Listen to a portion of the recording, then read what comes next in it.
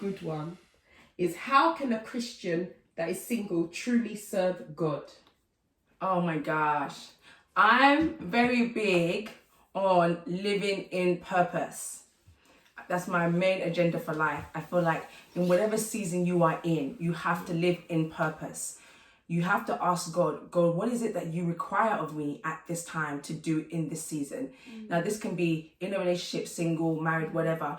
But in every season you're in, God has given you a purpose. So you need to first of all pray and ask God to reveal to you what is your purpose at this time.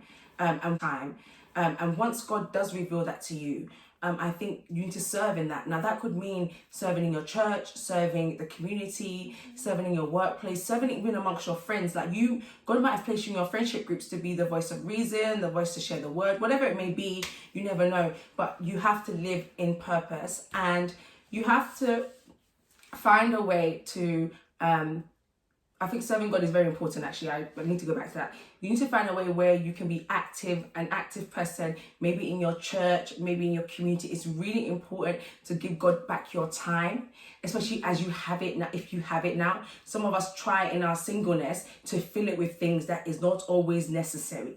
Yes, we have hobbies. Yes, we have whatever, but don't try and busy yourself so much that you don't have time for the things of God. It could be even as small as mentoring girls in your church, or, whatever it could be. Like, just don't ignore those things because you want to block out the thought or the idea that, if you're single, you don't have anyone to spend your time with.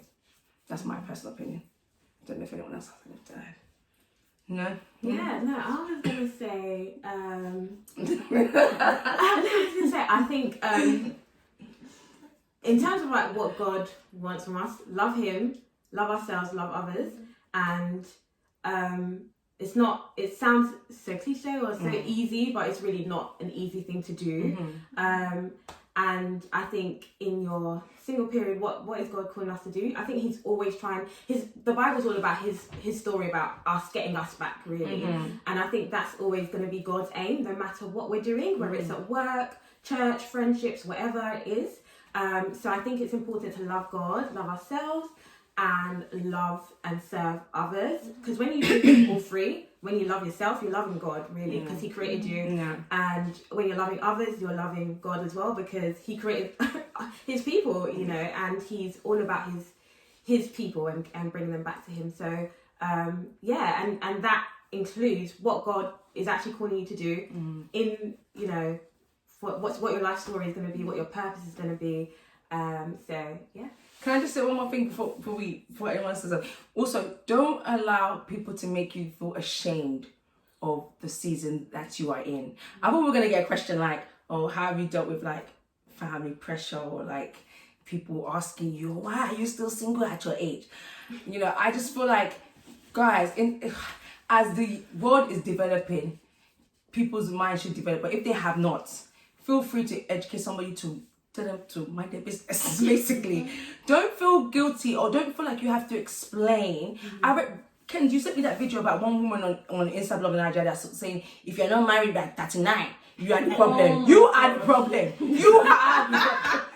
It's women like you that are the problem, that make other women feel bad about themselves, that could lead to depression. Or don't judge somebody for the lifestyle that they're living. And women, if you're watching this, even men, if you're watching this, if you're above the age of 30, even heading to 40 and you're still single, you are not always necessarily the problem. Please, you are not picky, as maybe your parents have told you in the past. That's not the issue. And you're not a problem. You're not ugly. You're not whatever. Just, you're not the issue. I think there's time and there's season. And please remember that. Please remember, your time, your season will come. So don't allow the negative opinions of others that actually doesn't matter to influence how you live your life. Yeah.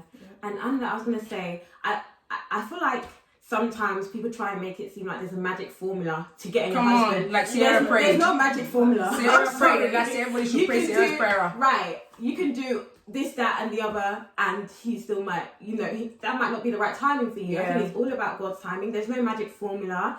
And I think if you concentrate on the right things, then, live your life and the right person will come. Yeah. Anyone else have anything to add?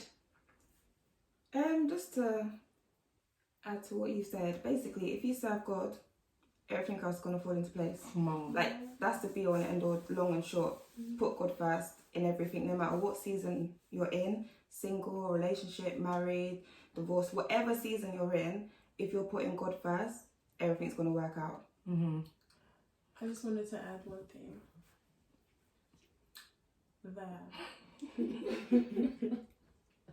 Sorry, guys. it's going to be a nice, sweet and short one. That he who started a good thing in you will surely be faithful to complete it. So Come just remember on. that. Come on, to the very end. Come on.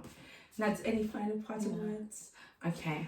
Well, guys, it's been a pleasure to share my friends with you guys. I'm not sharing them with you permanently, sorry. They're my friends. But it's been a pleasure sharing my friends with you guys and our thoughts and opinions on being single and your relationship and walking with God. So, thanks for tuning in. Please like, comment, and subscribe. And tune into my next video. See you next time, guys. Bye.